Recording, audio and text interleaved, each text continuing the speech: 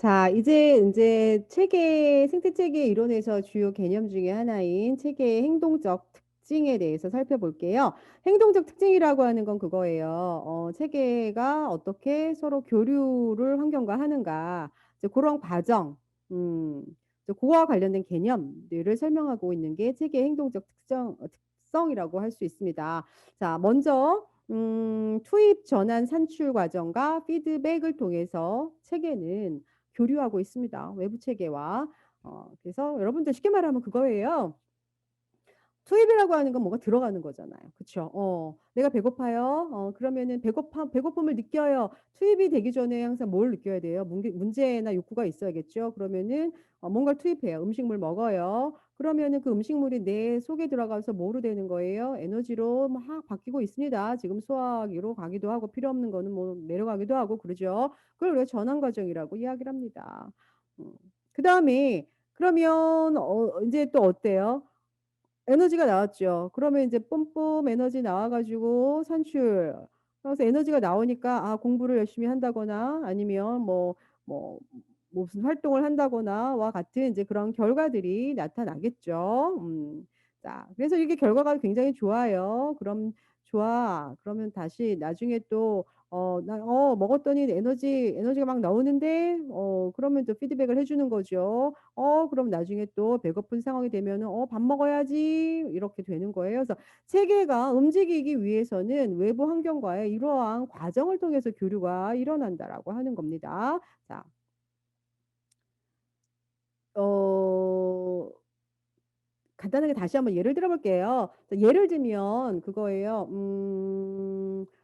이제 만약에 한부모 가정의 예를 한번 들어봅시다. 이제 한부모 가정 내 뭐 여러 가지 우리가 물론 다는 그렇진 않습니다만 이제 경험하는 여러 어려움들은 아무래도 이제 맞벌이 그러니까 엄마나 아빠건 어쨌거나 이제 한쪽 부모님이 자녀를 양육하고 또 경제 활동까지 해야 되기 때문에 양육 및 뭐 경제 활동 관련돼서 여러 가지 어려움을 굉장히 많이 경험하시기 때문에 굉장히 스트레스가 되게 많으세요. 그러다 보니까 가족과의 어떤 관계나 이런 것들도 어려움을 경험하는 가족들이 많습니다. 자, 이러한 가족 내에 문제나 욕구가 있어요. 한부모 가족 혹은 자녀가 경험하는 스트레스가 있습니다. 이런 욕구나 문제가 느껴지면은 음, 많은 복지관에서는 이러한 가족들의 문제를 해결하기 위해서 다양한 뭐 한부모 가정의 스트레스를 감소시키고 뭐 그런 좀 더 기능적인 가족 관계를 개선하기 위한 프로그램들을 합니다. 그래서 프로그램을 막 해요.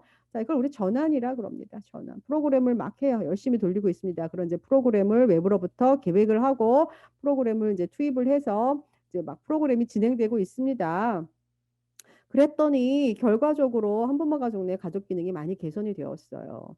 자, 그래서 복지관의 복지사에게 우리 굉장히 좋습니다라고 피드백을 해줬어요. 복지사도 실제로 이렇게 봤더니 굉장히 가족 내의 기능들이 좋아졌다는 걸 확인을 했습니다.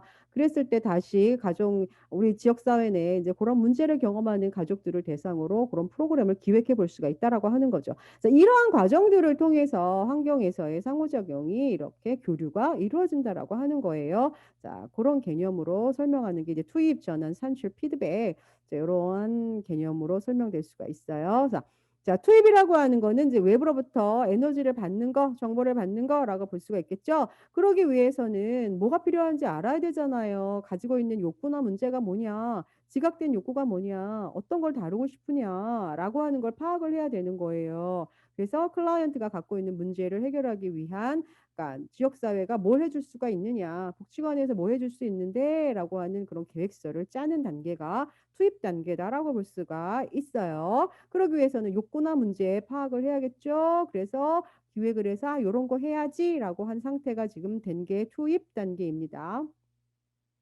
전환은 이제 우리가 결과물을 산출하기 위해서 뭔가를 하는 처리 과정이라고 볼 수가 있어요. 실제로 여기서 이제 상호작용이 일어나는 거예요. 여기서 이제 욕구나 문제 파악해서 프로그램을 만들었다면 여기서 이제 프로그램을 진행하는 과정, 단계가 되는 겁니다. 그래서 한부모 가정 내에 가족 기능 강화를 위한 프로그램 진행하고 있습니다. 1회기부터 8회기까지 쭉 진행을 하고 있죠. 그랬더니 그러니까 진행을 하면서 보세요. 엄마와 또는 아빠와 자녀들 사이에 뭐 실제 상호작용도 나기도 하고 수평적 혹은 수직적 상호작용이 막 일어나잖아요. 가족 간에 또는 외부 다른 가족과의 교류도 하고 그다음에 사회복지사와 교류도 하고 이런 과정을 통해서 수직적 혹은 수평적 상호작용이 이 안에서 막 일어나는 거예요. 그러니까 프로그램이 열심히 돌아가고 있다라고 하는 거죠. 자, 그러한 과정을 통해서 자, 결과물이 나오는 거예요. 8회기 동안 쭉 진행을 해보니까 어떠어떠한 좋은 산출물이 나왔더라. 그래서 가족과 농의 기능이 좋아졌더라라고 하는 그런 변화 또는 결과 혹은 성과를 우리가 산출이라고 합니다. 그래서 이렇게 문제, 그다음에 실제 어떤 과정을 전환 과정을 통해서 결과를 이렇게 도출할 수가 있게 된다는 거죠. 자, 그랬을 때 우리가 실은 이제 이렇게 산출 과정이 나왔어요. 결과가 나왔어요. 결과가 어떨 때는 좋게 나올 수도 있지만 또는 어떨 때는 우리가 예상치 않은 그런 결과들이 나올 수도 있어요. 내지는 그렇죠. 그럼 도대체 그게 뭐가 문제냐. 프로그램이 너무 재미가 없어서 실은 이게 되게 의도는 좋았지만 물론 전환 과정에서 우리가 열심히 프로그램을 진행을 했지만 실제로 우리가 얻고자 하는 가족 기능 강화가 되지 않았다. 문제가 뭐냐라고 하는 걸 파악해 봤더니 프로그램이 너무 재미가 없더라. 그래서 가족들이 참여율이 저조하더라. 그럼 나중에 다시 그러한 문제에 대해서 프로그램을 할 때는 좀 더 재미있게 알찬 프로그램을 다시 한번 기획을 해야겠다. 이렇게 점검하는 게 피드백 과정입니다, 여러분들. 그렇죠? 점검하고 잘 작동하고 있는지 점검하고 수정해야 될 게 무엇인지를 우리가 파악해 보는 과정이 피드백이죠. 자, 그래서 점검하고 피드백하는 걸 통해서 다시 또 욕구나 문제가 발생됐을 때 이 피드백을 바탕으로 새로운 투입이 이루어지고 그걸 다시 전환하고 다시 산출하고 이게 계속 왔다 갔다 하는 거예요. 자, 이해가 가십니까? 자, 다시 한번 얘기를 하면 뭐 그런 거죠. 내가 배고파서 밥을 먹었더니 뭘 먹었다 그럴까요?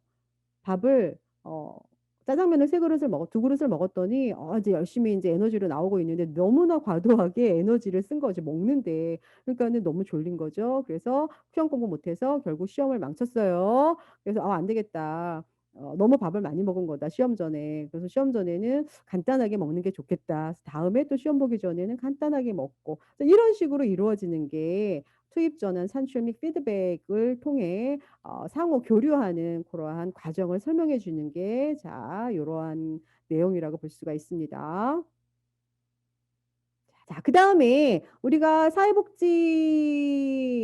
우리 생태체계적 관점에서 인간에게 영향을 미치는 다양한 사회 환경 또는 사회 체계의 수준을 여러분들이 조금 이해하실 필요가 있습니다. 자, 요거를 이해하기 전에 먼저 우리는 요런 그림을 많이 보셨을 거예요. 아니면 뭐 덜어 보신 분도 계시고, 자, 안 계셨다면 지금 한번 볼까요?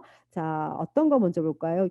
뭐 물론 책에는 이렇게 나와 있지만 저는 요 그림도 잠깐 가져왔어요. 자, 여러분들 한 개인이라고 하는 요 개인은 사회의 여러 체계들에 둘러싸여서 존재하고 있고 사회의 여러 체계들은 개인에게 행동에 직접적인 혹은 이렇게 팅팅 간접적인 영향을 미치기도 합니다. 어쨌건 개인은 사회를 둘러싸고 있는 다양한 사회 체계 혹은 사회 환경 이 있다라고 하는 거. 그런데 그 개인을 둘러싸고 있는 사회 환경 혹은 사회 체계는 몇 가지의 범주로 구분될 수 있다라고 하는 건데요. 그렇게 구분되는 기준은 뭐냐면 나하고 얼마나 가까이에 있고 나에게 얼마나 직접적인 영향을 미치느냐에 따라서 사회 환경 혹은 사회 체계 수준을 나눌 수 있다라고 하는 거예요. 자, 그랬을 때 여러분들 나에게 가장 가깝고 나에게 가장 직접적인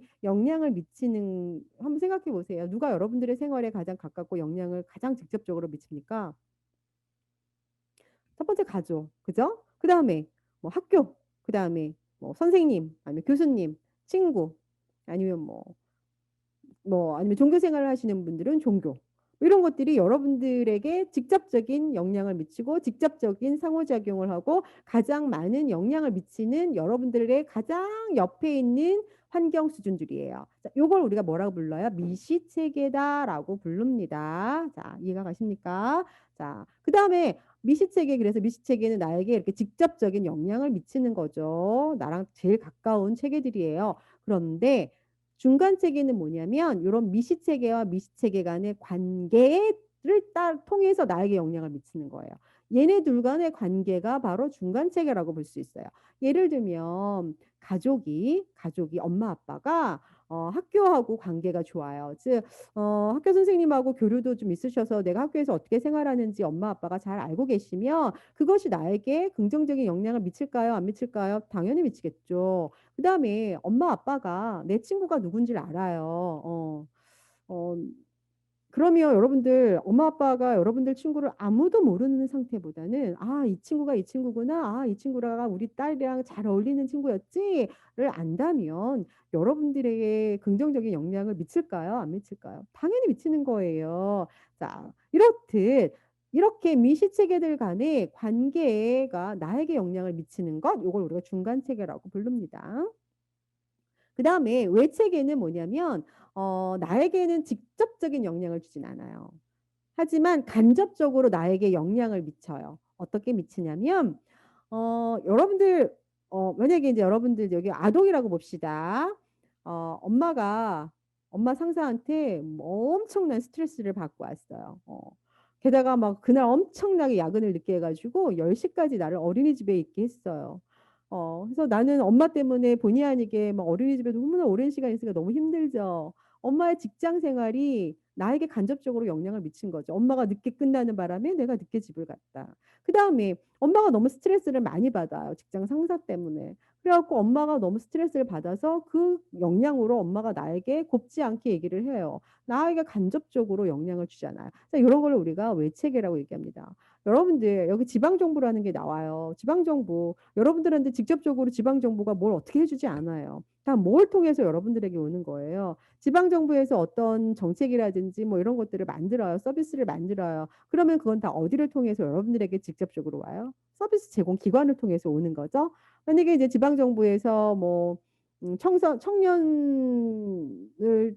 청년을 대를 통한 뭐 여러 가지 뭐 직업 일자리 뭐 사업을 한다. 그러면은 그거는 다 어디에서 지방정부에서 만들었지만 저기 저 인근에 있는 뭐 읍면동 사무소라든지 뭐 동주민센터를 통해서 여러분들한테 그 혜택이 오는 거예요. 이렇듯 직접적으로 오진 않지만 나에게 간접적으로 영향을 주는 체계가 바로 외체계라고 볼 수가 있고요.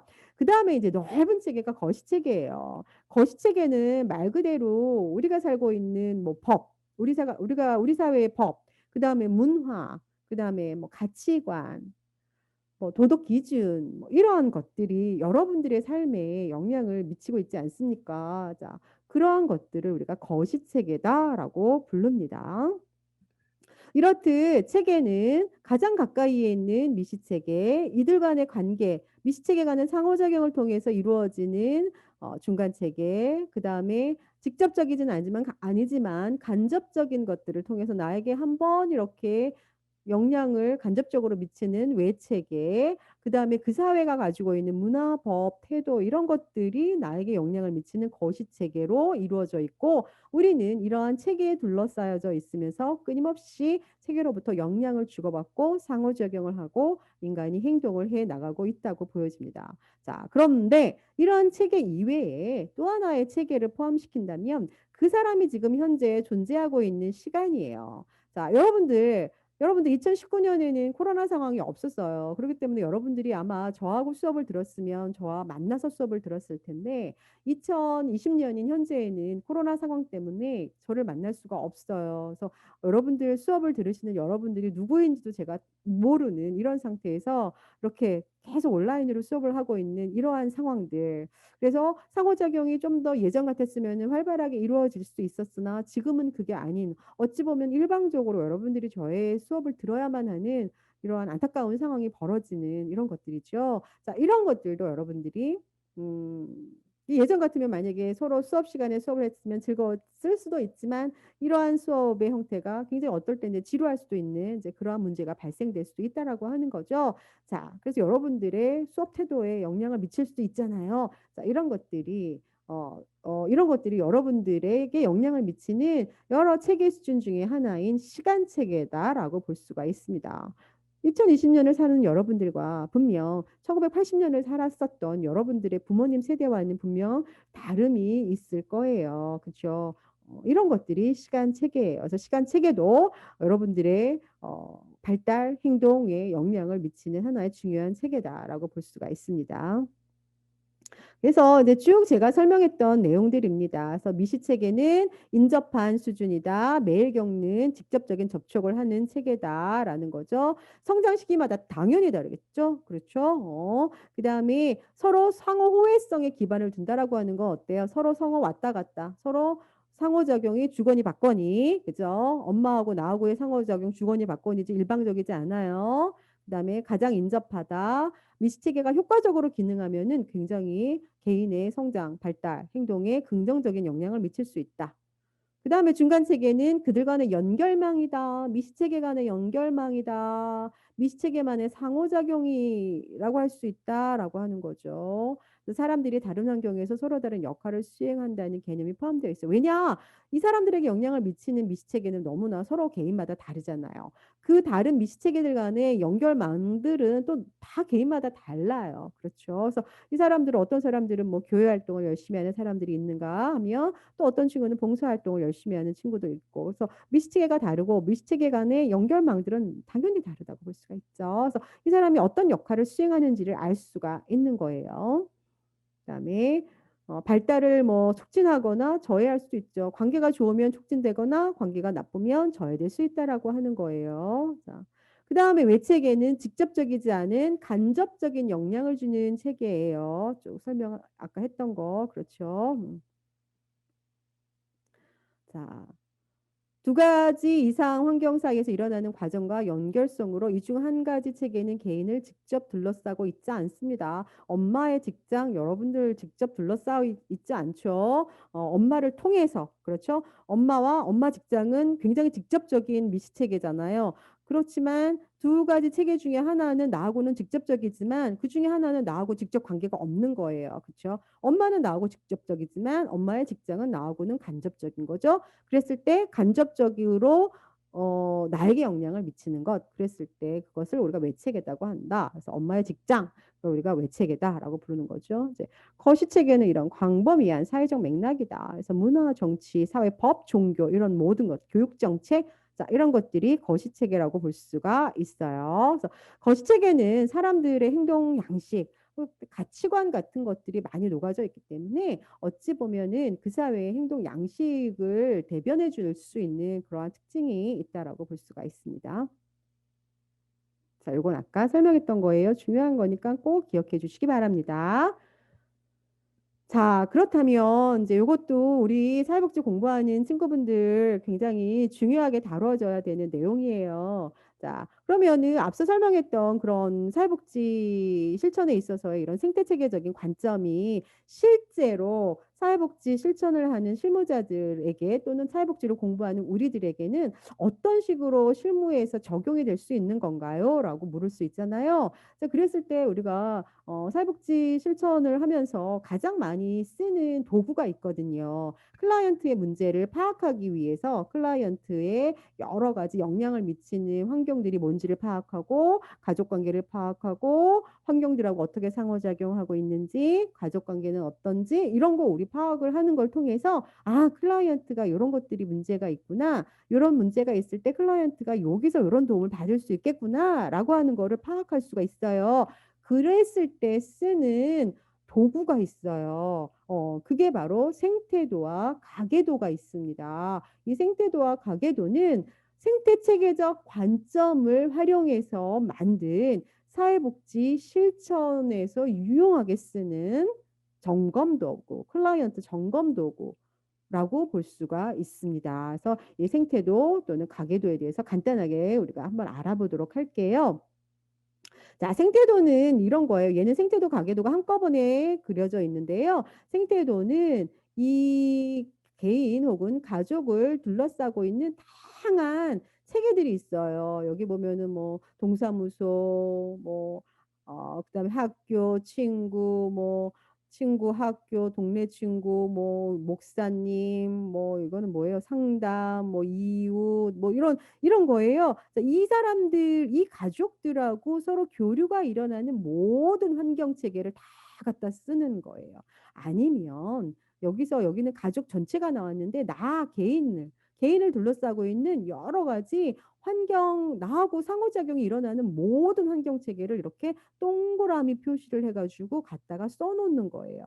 그래서 이거는 무엇인지, 친구인지, 동네 친구인지, 학교인지, 뭐 복지관인지, 봉사센터인지 다 이렇게 세세하게 적어놓고, 그 다음에 이 외부에 나하고 직접적인 관련이 있는 이 환경 체계와의 관계가 어떤 관계인지를 표시를 해주는 거예요. 자, 요거는 관계가 나쁘다. 요거는 관계가 굉장히 긴밀하고 좋다. 자, 요 정도 약한 선은 그냥 관계가 있다 정도로 표시를 해주는 거예요. 그래서 이러한 관계도를, 이러한 생태도를 통해서, 아, 이 사람이 지금 교류하고 있는 환경이 이런 환경이 있구나. 이런 환경에서 이 사람은 지금, 요 학생인 것 같죠? 22살 학생은 지금, 다니기 싫어. 관계 안 좋잖아요.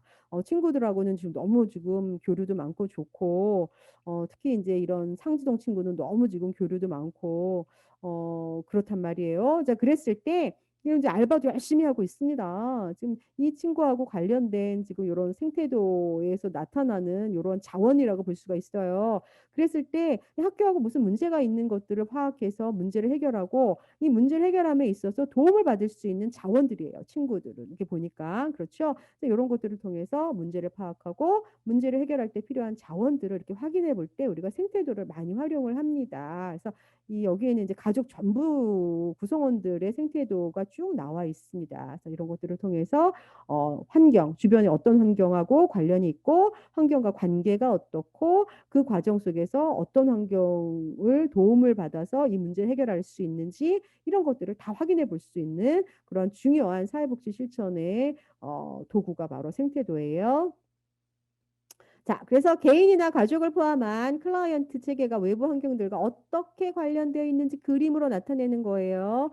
자, 여기서 봤지만 이렇게 동그라미 속에 가족을 두고 이렇게 동그라미로 이렇게 할 수도 있고 아니면 이렇게 글자로만 쓸 수도 있고 아니면 다 동그라미로 해줘도 상관은 없어요. 동그라미를 해줘도 되고 이렇게 그냥 글자로 써도 되는데 여기서 중요한 건 관계선 표시를 반드시 해라라고 하는 거죠.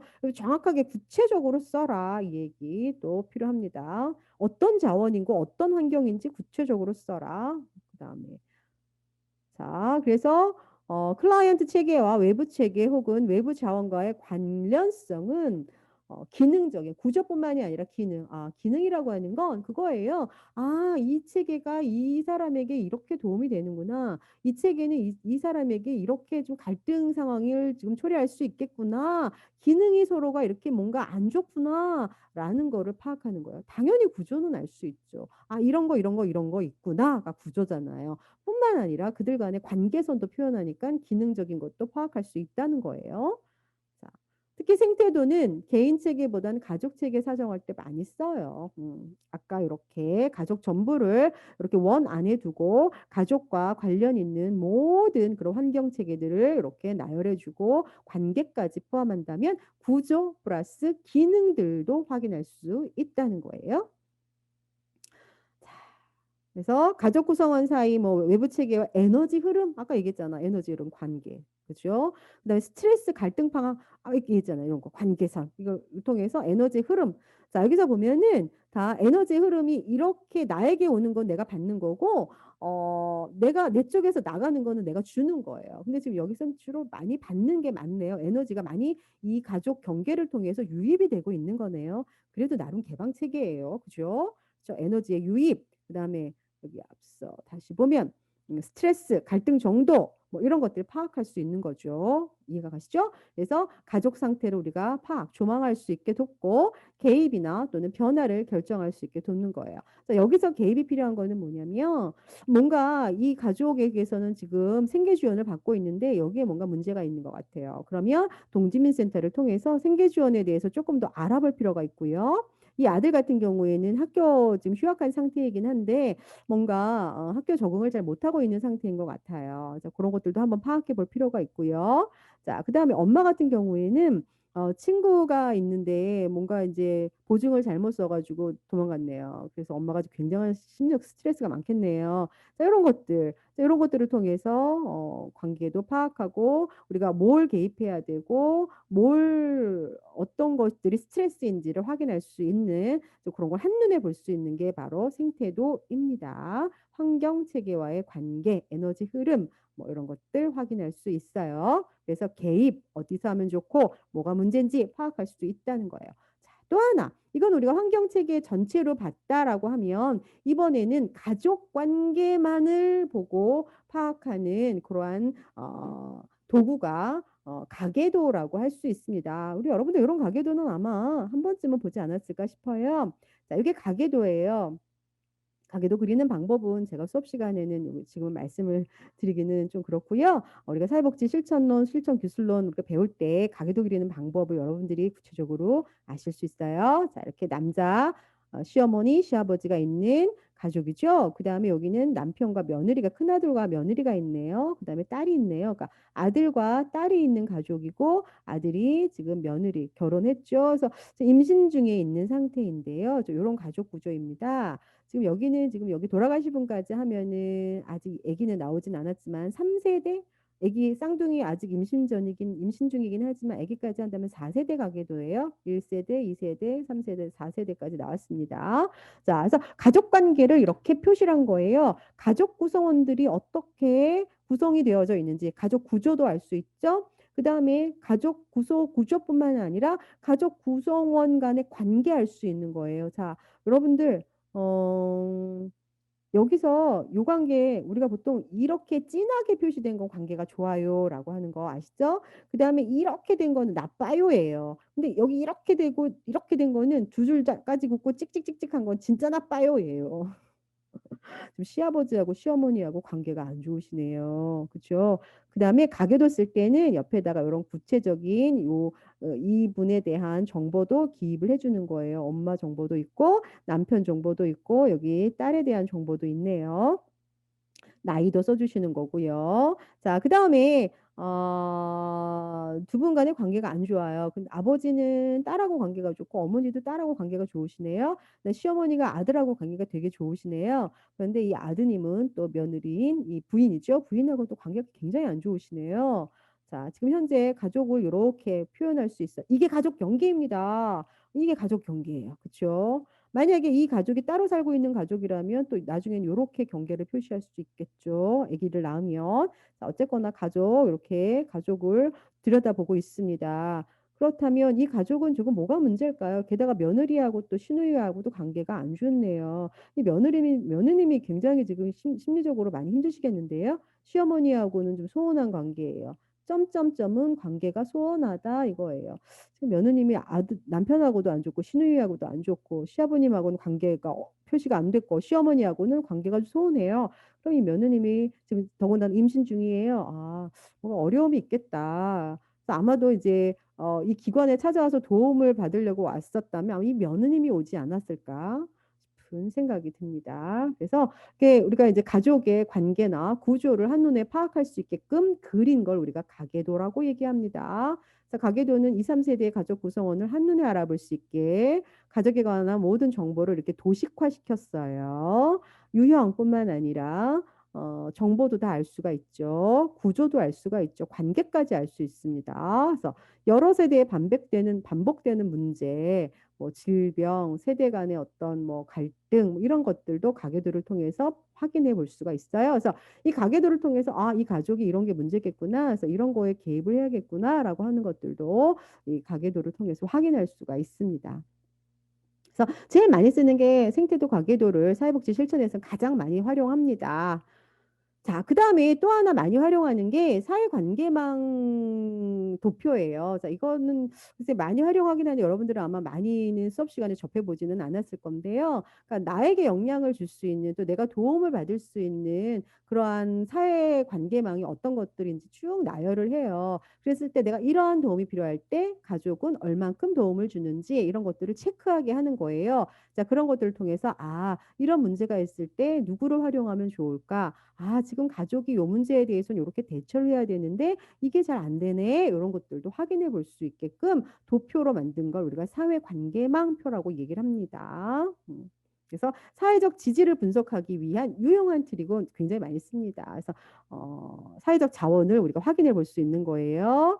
자, 이런 거예요. 뭐 생활 영역에서는 뭐, 뭐 이런 거, 뭐 구체적인 지원은 뭐 없다, 거의 없다. 뭐 남편은 간혹 있다. 그다음 아들은 뭐 항상 있고 딸은 항상 있고 뭐 이렇게 쓰는 거예요. 그래서 남편이 만약에 여기서 거의 없다 1로 나오면 남편하고 관계가 안 좋네. 뭐 활용할 수 있는 관계가 자녀들을 활용하면 좋겠네. 뭐 이런 것들을 확인해 볼 수 있는 거죠. 자, 이런 것들을 통해서 우리가 사회적 환경과의 관계 그다음에 구조 이런 것들도 확인해 볼 수 있을 뿐 아니라 문제, 그다음에 문제가 되는 상황, 그다음에 문제를 해결하기 위한 자원 이런 것들도 다 확인해 볼 수 있는 게 관계망, 그다음에 가계도, 생태도라고 할 수 있고 이거는 생태 체계적 관점을 활용해서 만든 사회복지 실천에서 유용하게 활용되는 그런 어떤 도구라고 볼 수가 있습니다.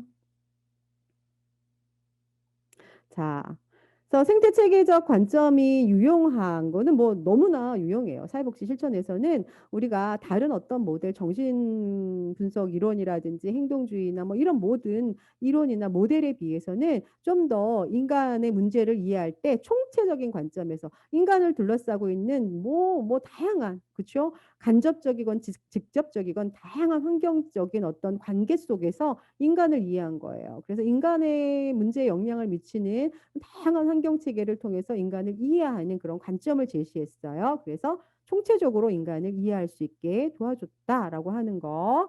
그다음에 개인이나 가족, 집단, 공동체를 포함한 다양한 수준의 환경 체계에 적용되는 이론이에요. 뭐 개인을 우리가 이해할 때도 가족 혹은 집단이라든지 뭐 지역 사회를 파악할 때도 이 생태 체계적 관점을 통해서 그 특정 대상을 의 문제, 기능, 지금 상황 이런 것들을 파악할 수 있다는 거예요. 그다음에 사정도구 아까 봤죠? 생태도, 가계도, 관계망, 지도 이런 것들이 굉장히 사회복지 실천에서는 유용한 도구예요. 자, 그랬을 때 여기서 이게 가장 중요합니다. 자, 인간을 둘러싸고 있는 다양한 환경 속에서 인간은 존재하고 있습니다.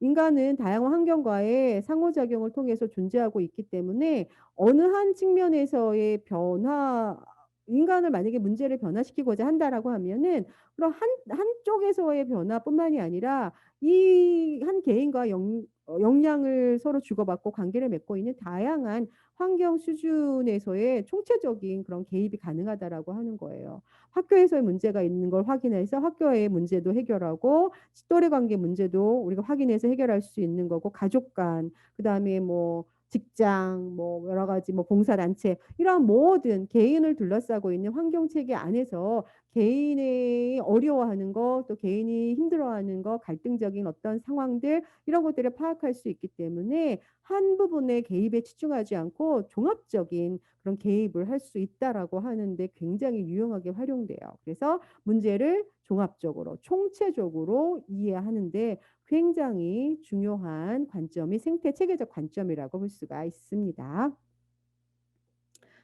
그래서 오늘은 생태체계적 관점에 대해서 쭉 이렇게 공부를 해봤고요. 혹시 이제 공부하시다가 질문이 있으시면 언제라도 해주시기 바라고요. 다음 시간에는 전생의 발달에 대한 이해를 통해서 발달에 대한 기본적인 개념들, 그다음에 발달과 관련된 피아제와 비고츠키, 그다음에 콜버그의 도덕성 발달 이론에 대해서 알아보도록 하겠습니다. 자, 여러분들 수고 많으셨습니다.